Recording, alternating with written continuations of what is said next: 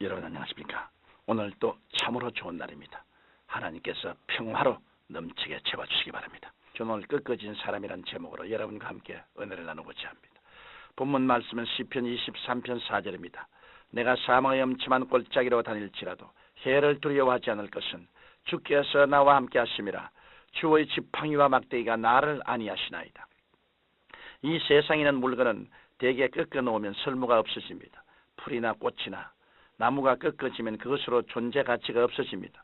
또한 사람들이 만든 가구와 그릇들도 꺾이고 흠이 나면 가치가 없어집니다.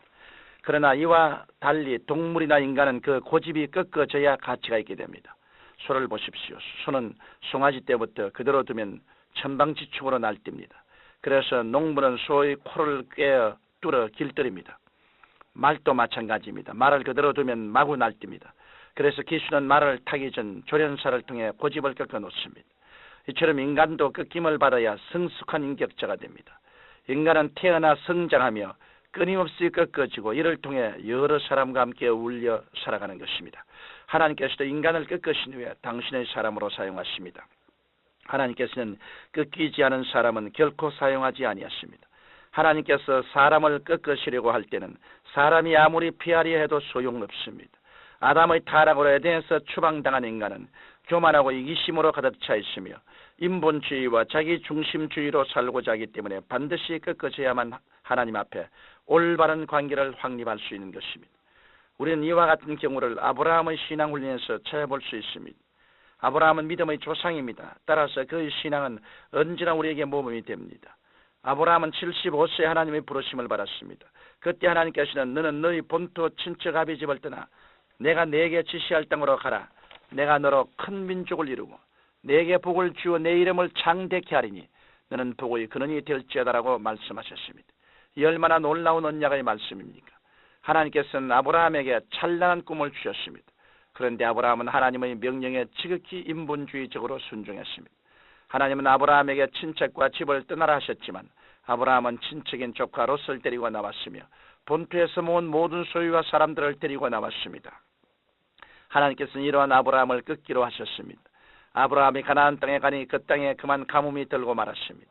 아브라함은 가나안 땅에 들어가면 젖과 꿀이 흐를 줄 알았습니다. 그런데 가나안 땅에 가보니 거처도 양식도 없이 기근만 들어있었습니다. 여기서 아브라함은 크게 좌절했습니다. 이것은 아브라함의 인본주의를 꺾으시려는 하나님의 섭리였습니다. 아브라함은 인간이 자기 힘으로는 결코 살아갈 수 없다는 것을 깨달았습니다. 이렇게 되자 그는 하나님 앞에 완전히 깨어져 손들게 되었습니다. 이렇게 되자 하나님께서는 아브라함과 함께 하셔서 잃었던 아내를 다시 찾고 약속의 땅 가나안으로 돌아오게 되었습니다. 이처럼 하나님께서는 인간을 꺾으신 후에야 당신의 그릇으로 사용하십니다. 하나님께서는 크게 사용할 사람을 크게, 작게 사용할 사람은 작게 꺾으십니다. 인간에게 있어 꺾이는 과정은 참으로 괴롭고 고통스러운 과정이지만 이런 과정을 통해 인간은 하나님의 일꾼이 됩니다. 그러면 하나님께서는 왜 인간을 꺾으실까요? 인간은 왜 하나님께 꺾음을 받아야 할까요? 그것은 인간이 꺾어져야 하나님을 찾기 때문입니다. 오늘 본문 말씀인 시편 23편 4절에는 내가 사망의 엄침한 골짜기를 다닐지라도 해를 두려워하지 않을 것은 주께서 나와 함께 하심이라. 주의 지팡이와 막대기가 나를 안위하시리라고 기록하고 있습니다. 인간은 꺾어져 괴로움과 고통스러울 때 하나님의 보호와 구원을 생각하고 하나님을 간절히 찾습니다. 인간은 사망의 엄침한 골짜기로 들어가기 전까지는 자아가 살아있어 기고만장합니다. 그러나 고난을 당해 사망의 골짜기에 들어가면 그만 자신이 형편없는 무능력자로 보여 하나님을 간절히 찾게 되는 것입니다. 그러니까 사망의 엄침한 골짜기는 하나님이 하나님과 만나는 장소입니다. 사람이 무엇이나 내 능력대로 할 수 있다고 생각할 때는 이론적인 하나님만 비상적으로 알 뿐입니다. 그는 종교를 가질 수 있고 입술로 신앙을 말할 수는 있습니다. 그러나 사람이 온 영혼을 뒤흔드는 하나님과의 만남과 역사하심을 체험하는 것은 깊은 시련, 사망의 엄침한 골짜기에서입니다. 인간은 사망의 엄침한 골짜기에 들어가면 인본주의와 교만이 산산조각 나고 맙니다. 그리고 진심으로 하나님을 믿고 의지하게 됩니다.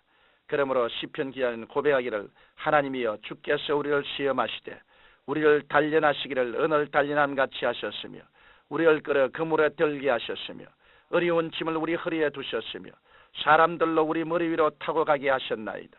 우리가 불과 물을 통행하였더니 주께서 우리를 끌어내사 풍부한 곳에 들이셨나이다 하고 고백하고 있는 것입니다. 사도 바울은 하나님을 사랑하는 자 곧 그 뜻대로 부르심을 입은 자들에게는 모든 것이 협력하여 선을 이루느라고 말씀하고 있습니다. 그러므로 이제 하나님을 만나고 하나님께 꺾여진 사람은 주의 지팡이와 막대기에 이제야 살아야 합니다. 그럴 때 진실한 믿음이 생기는 것입니다. 주의 지팡이는 무엇입니까? 그 지팡이는 바로 주님께서 주시는 지혜입니다. 우리가 지팡이를 이지혜 앞길을 가듯 주님의 지혜를 받을 때 앞길을 향해 힘차게 나아갈 수 있는 것입니다. 그래서 잠언 3장 5절로 6절에는 너는 마음을 다하여 야훼를 의뢰하고 내 명체를 의지하지 말라. 너는 범사의 그를 인정하라. 그리하면 내 길을 지도하시라고 말씀하고 있습니다. 깨어져 하나님을 전적으로 의지하는 사람, 살든지 죽든지 흥하든지 쇠하든지 하나님께 모든 것을 맡기며 사는 사람에게 하나님께서는 그 인생을 책임져 주시는 것입니다. 하나님의 지혜는 우리에게 영혼의 생명이 되며 보호와 인도가 되십니다. 여기에 평강과 장수가 있고 부귀와 영화가 있습니다. 따라서 하나님 앞에 깨어져 하나님을 만나는 사람이 하나님의 은총을 체험합니다.